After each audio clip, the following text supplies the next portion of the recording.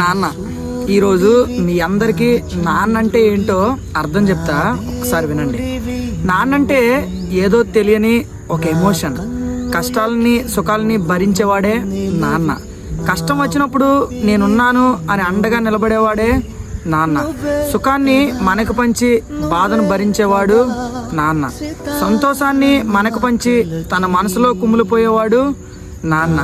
ఎన్ని కష్టాలు వచ్చినా, ఎంత బాధ వచ్చినా బయటకు తెలియకుండా బాధ భరించేవాడు నాన్న. ప్రేమ పంచేవాడు నాన్న. నిన్ను ప్రేమించేవాడు నాన్న.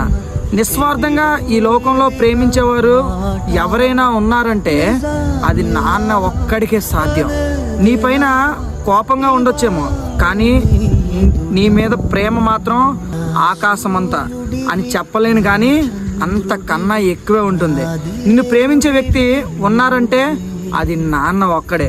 దేవుడు ఉన్నాడో లేడో తెలియదు, కానీ నాకు మాత్రం మా నాన్న నాకు జన్మనిచ్చిన దేవుడు. అయినా సరే ఈ రోజుల్లో చాలా మంది నాన్న విలువ తెలియకుండా అతనితో కోపంగా ప్రవర్తించడం చేస్తున్నారు. దయచేసి వాళ్ళు మీతో ఉన్నప్పుడే హ్యాపీగా గడిపేయండి. వాళ్ళు మన నుంచి వెళ్ళిపోతే మాత్రం ఆ బాధని ఎవ్వరూ తీర్చలేరు. Love you so much and miss you so much నాన్న. ప్రాణం ఇవ్వను ఇది